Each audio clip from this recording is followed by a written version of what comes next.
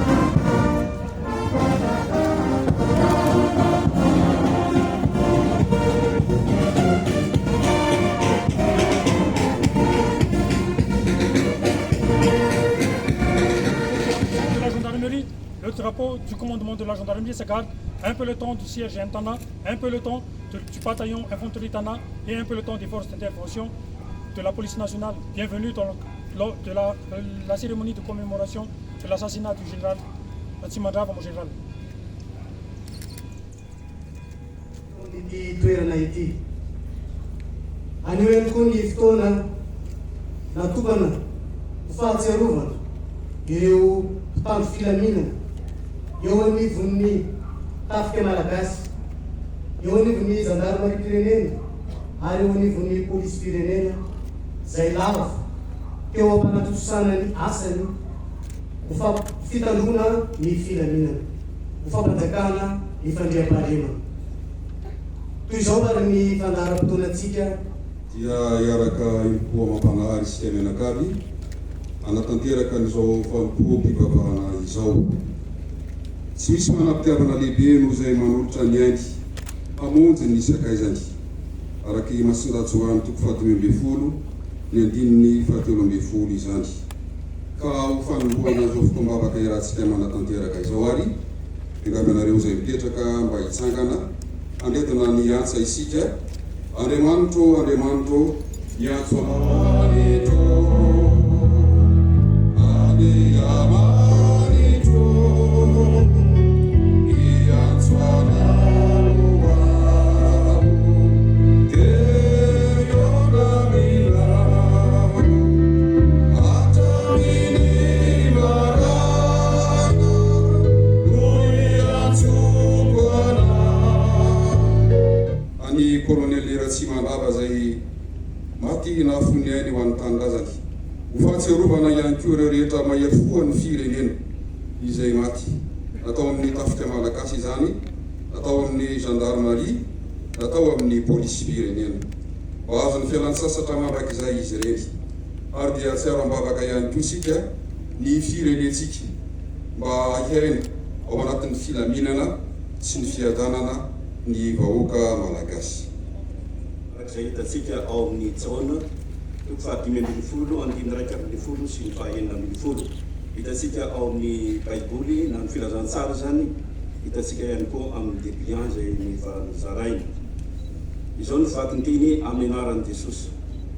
Izany zavatra izany dia fanorazaiko taminareo ao aminareo ny fifaliko, ao tanteraka ny fifalianareo.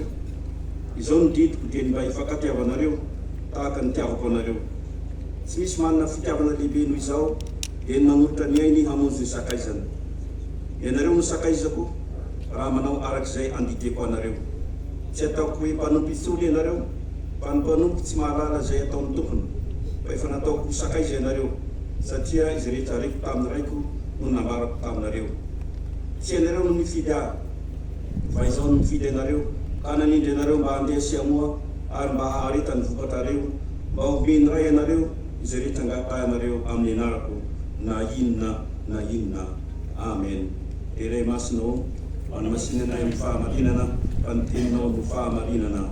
Amen. Dia nanontaniainy amonjy ny sakaiza. Fanefa eno isaky ny faharaiky amin'ny folo ny volana febroary izao teny zao mampahatsiaro ny kolonely Ratsimandava ny nanorany tena amonjy ny firenena na dia niata tamin'ny ainy izany.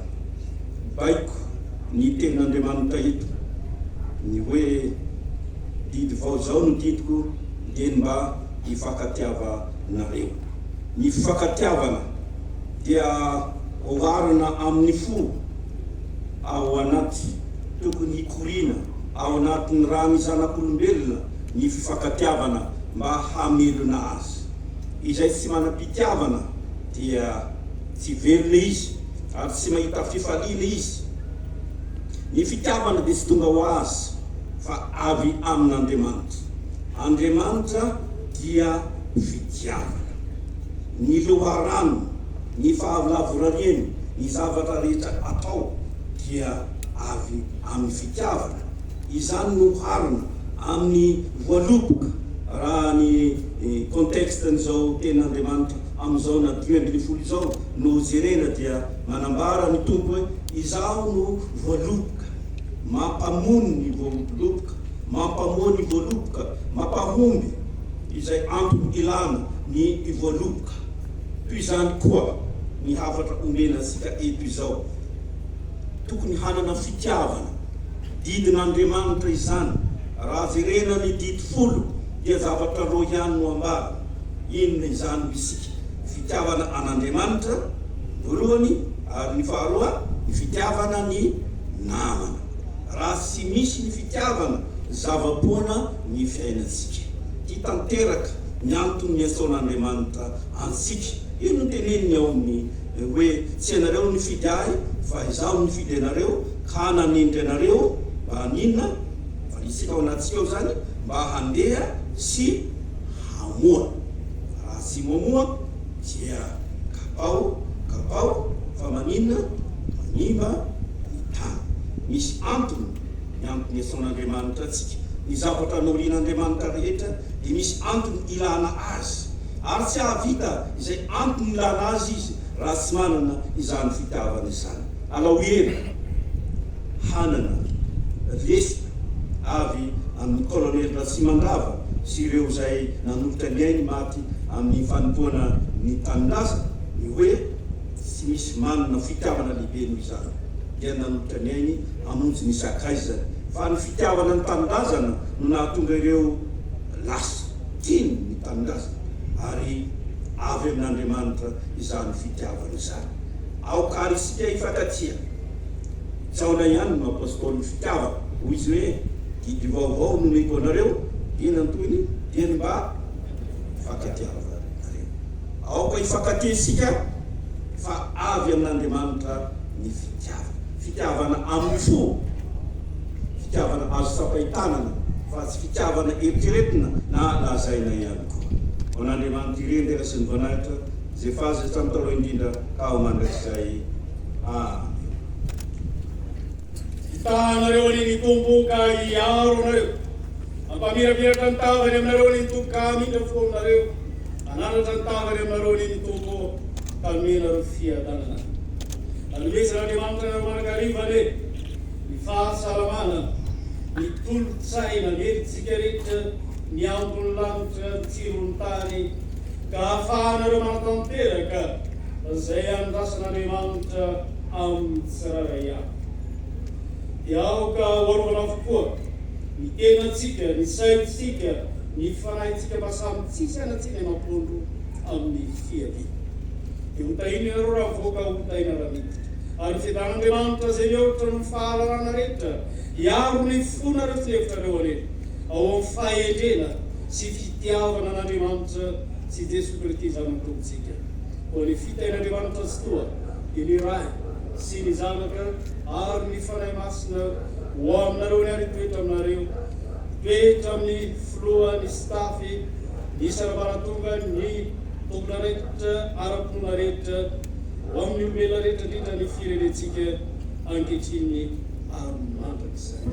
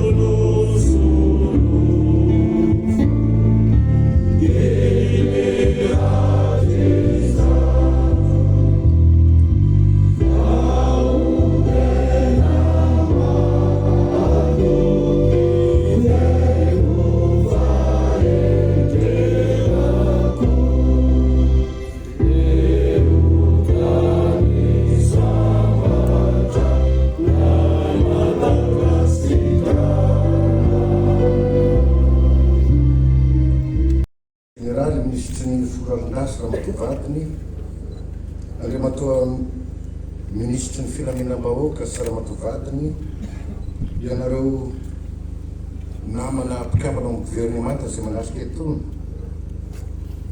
Andriamatoa Sekretera Mahasy ny Fiarovana sy ny Filaminam-pirenena, ianareo olom-boafidy sy olom-botendry tsy fidiky tsy havahana sy tonga eto, Andriamatoa Prefet Antananarivo, ianareo manamboninahitra generaly na ny am-perinasa na ny misotro ronono, manamboninahitra ambony, manamboninahitra lefitra amin'ny atoko-kery anankitelo, ianareo sivily amin'ny voninahitra rehetra tsirairay avy izay manatrika etony, manamaritra izao fotoana izao, ianareo amin'ny fikambanan'ny vadiny tafitra polisy-pirenena ary ny gendarmerie, indrindrindrindra ianareo izay fianakaviana amin'ny mahery foa izay tsarovatsika androany, toko lasy toko vavy.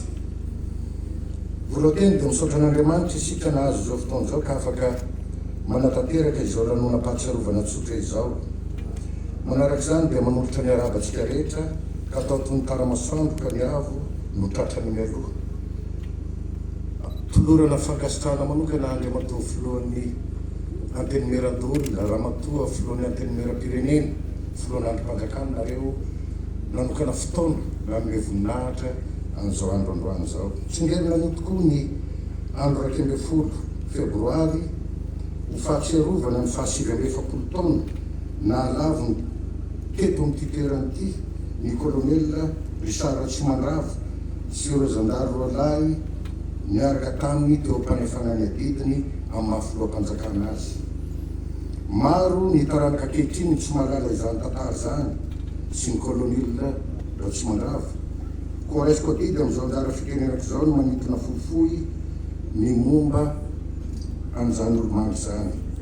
Ratsimandrava Richard, teraka ny 12 Martsa taona 1934 tao Mangarivo Tananarivo, nanambady ary nanjanaka 9 mirahavavy. Ny taona 1770 ka hatramin'ny 950 dia niofana tamin'ny sekoly manokana iraisam-piadiana tany Saint-Cyr Goethe-Guidant tenany. Nanaraka fianarana sy fiofanana maro teto an-tanindrazana sy tany ivelany izy ka ny 2 Aprily taona 1970 no natolotry ny président Philibert Tsirana anazy ny faneovany komandy ambony ny gendarmerie-pirenena.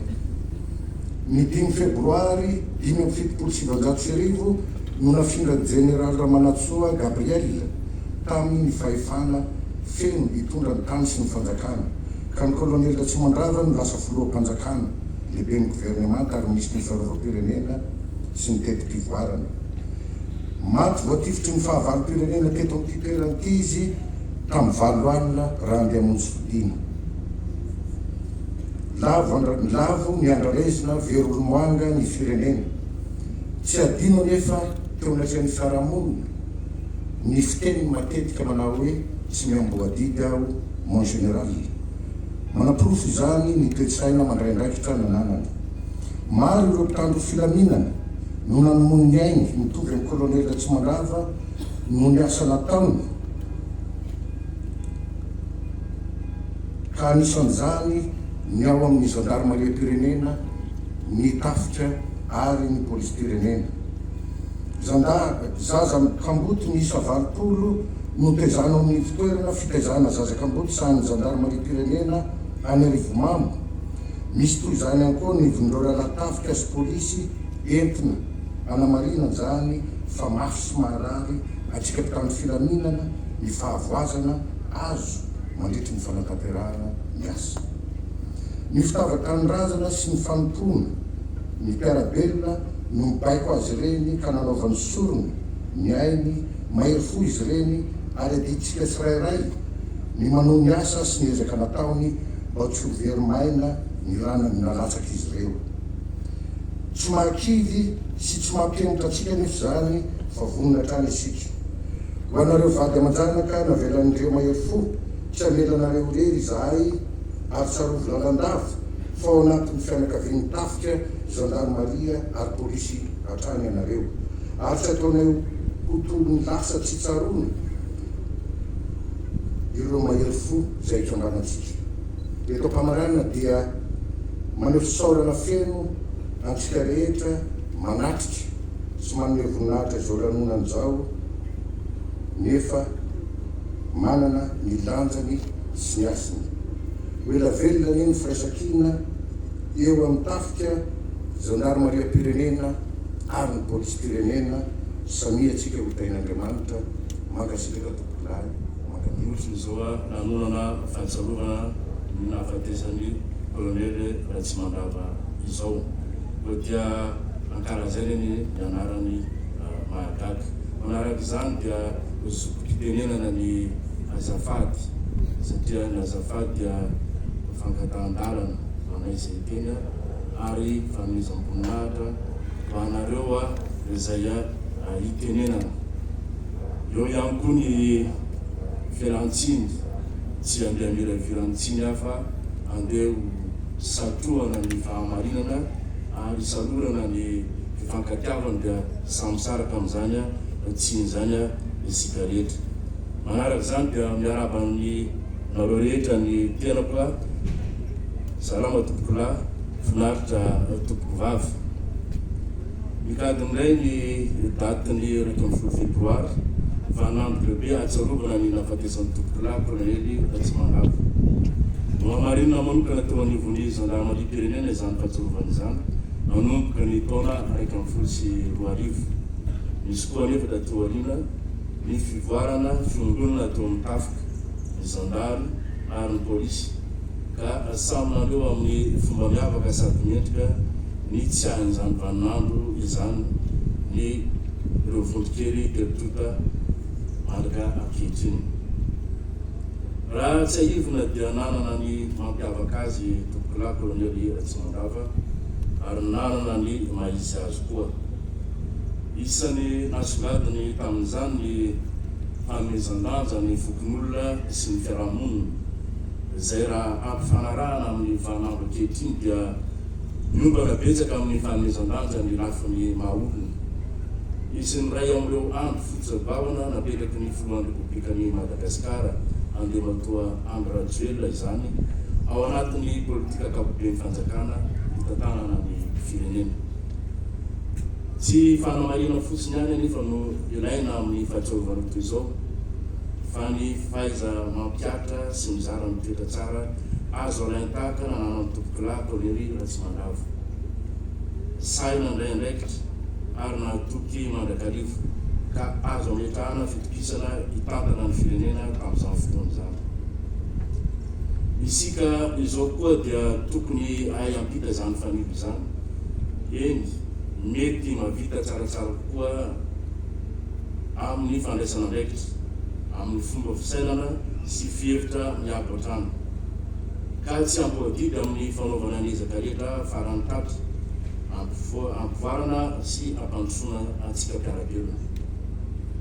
Mampiredareda ny fitiavan-tanindrazana izany mamelona hatrany ampoa ao anaty ka mahasarika hatrany antsika eo amin'ny famantarana hita maso toy izao fa aloha rano ikorina tsy mety ato anaty misy amin'olona iray nametraka lova tsara hotombiasa amin'ny taranaka any aoriana sy ny manamarika hatrany ny tantaram-pirenena. Rera raha namana mitodika amintsika ao ankehitriny. Ametrana fitokisana lehibe tokoa ny vondrokely rehetra misehatra amin'ny asa fitandrona ny filaminana sy ny fandriam-pahalemana satria heverina fa andry azo iankinana sy ianterana ka mitondra hatrany ny fiandrianam-pirenena sy manampy amin'ny fiarovana malagasy ho amin'ny toerana tsara kokoa hatrany. Koa ankehitriny ary hotoizantsika ny firahalahiana sy ny fihavanana ataontsika tanjona manjakariva ny hikatsahana ny soaiombonana ary raisitsika ho adidy masina ny famerenana ny tamberinandraikitra amin'ny vahoaka. Avy dia avy raha teo ny toerana sokavy malagasy mandala ny firaisan-kina ka ilaina ny fampizarana fitiava sy fampitoviana ny fomba fijery ho an'ny tombontsoa iombona ny firenena. Eto ampamarana dia tsy hainy tsy isotanareo olo manakaja na saina manotona izao fahatsiarovana izao, indrindra ianareo mianadahy voalohany am-panjakana satria menareo voninahitra izao lanonana zao ka dia enikaja enim-boninahitra izay ato amin'ny hery fiarovana sy filaminana dia ny polisy, ny zandary ary ny tafika malagasy. Mampiredareda ny fitiava-tanindrazana tokoa izao fahitana anareo miaraka manosona anay izao.